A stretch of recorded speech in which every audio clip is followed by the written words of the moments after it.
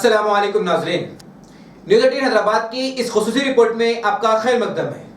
आइए नजर डालते हैं आज की अहम खबर पर। ऑल पार्टी मीटिंग में मैंने कॉम्प्लीमेंट किया हमारी आर्म फोर्सेस को और भारत सरकार को कि उन्होंने एक ऑपरेशन सिंदूर को अंजाम दिया।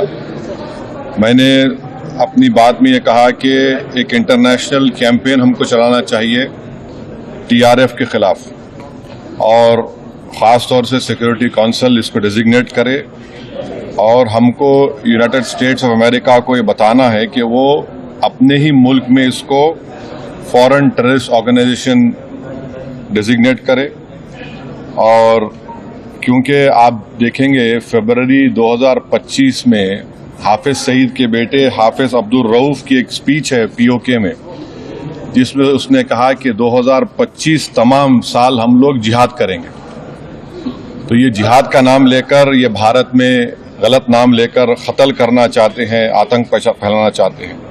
तो यूएस को हम रिक्वेस्ट करें, उनको लॉबी करें कि ये टीआरएफ को एक फॉरेन टेररिस्ट ऑर्गेनाइजेशन बनाए, पाकिस्तान को एफएटीएफ के ग्रे लिस्ट में डाला जाए। यूनाइटेड किंगडम से हमने ट्रेड डील किया है, अब क्या क्या बहुत सी चीज़ें कम हो जाएंगी, टैरिफ कम होगा। तो हम यूके गवर्नमेंट से कहें कि वो भी टीआरएफ को बैन करें और यूके ट्रेजरी पाकिस्तान को सैंक्शन करे। यूनाइटेड स्टेट्स से हम ट्रेड डील करने जा रहे हैं और यूएस प्रेसिडेंट ने कहा कि जीरो टैरिफ होगा एग्रीकल्चर पर। तो ये मोर द रीज़न है कि हम यूएस भी इसको कबूल करें।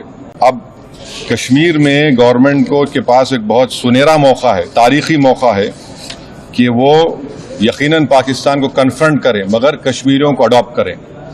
आप कश्मीरियों को ख़रीब करें और ख़ास तौर से मैंने कहा कि जो पूंछ में जो लोगों की मौत हुई, सिविलियन लोगों की, और उरी में जो लोग ज़ख्मी हुए, जिनके घर को नुकसान पहुंचा, गवर्नमेंट उनको टेररिस्ट विक्टिम का ऐलान करे क्योंकि पाकिस्तान शेलिंग में उनकी मौत हुई है और सिक्योरिटी रिलेटेड एक्सपेंडिचर के तहत मरने वालों को एक्सग्रेशिया दे और सरकार उनका घर बना के दे। और मैंने कहा कि साउथ कश्मीर में गवर्नमेंट को बहुत एहतियात से काम करने की ज़रूरत है, वहाँ के यूथ को हमको ख़रीब करना है। और जो ऑपरेशन सिंदूर हुआ उसका मेरी नज़र में सबसे बड़ा इम्पोर्टेंस ये है कि मुरीद के और भावलपुर पर अटैक होना, ये नॉन टेररिस्ट ऑर्गेनाइजेशन के हेडक्वार्टर्स हैं, ये बहुत अहम जिसको हमको समझने की ज़रूरत है। मिलिट्री स्ट्रेटजी वाइज आप देखेंगे अब हमारे देश के लिए दो फ्रंट हॉस्टिलिटी होगी, एलएसी और एलओसी पर। इसलिए कि जब 2016 में उरी हुआ, 2019 में हम बालाकोट किए, आज हमारी 50,000 फौज गलवान और पे बैठी हुई है। तो ये टू फ्रंट हॉस्टिलिटी को हमको देखने की ज़रूरत है। चाइना से हम इतना एक्सपोर्ट कर रहे हैं, इंपोर्ट से ज़्यादा चाइना से इतना इंपोर्ट कर रहे हैं, एक्सपोर्ट से ज़्यादा हो रहा है। तो हम चाइना पर भी इम्प्रेस करें कि वो पाकिस्तान को, टीआरएफ को, जितने टेररिस्ट वांटेड है इंडिया, उसको हवाले करें। और गवर्नमेंट से मैंने गवर्नमेंट से कहा कि आपने अच्छा जवाब दिया ओआईसी को और तुर्किया को हमको समझाना है कि तुर्किया पूरे विश्व में एक ऐसा कंट्री है जो अपने ही देश में जो टेररिस्ट ऑर्गेनाइजेशन है कर्ड्स, उनको बॉम्ब करता है।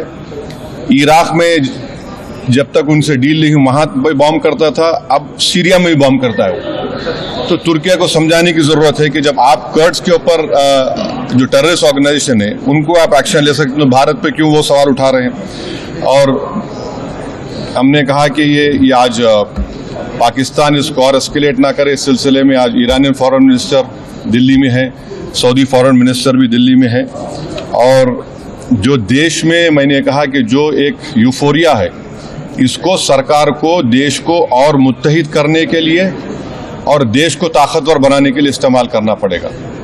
और जो लोग मैंने जिक्र किया, हिमांशी उस बच्ची का जिसने अपने पति को खोया 6 दिन की शादी के बाद, कि किस तरह सोशल मीडिया पर उसके ऊपर रिकेक हमले किए गए। और आखिर मैंने कहा कि न्यूयॉर्क टाइम्स, रॉयटर्स और CNN ने एक कहा कि बठिंडा में एक रफाल गिरा है। वो सही है गलत है हम नहीं जानते, मगर हमने एक गवर्नमेंट से कहा कम इंडियन एयर। नाज़रीन, न्यूज़ 18 हैदराबाद चैनल को लाइक, शेयर, सब्सक्राइब जरूर करें। इसी के साथ याद दें, मैं इब्राहिम, अल्लाह हाफिज।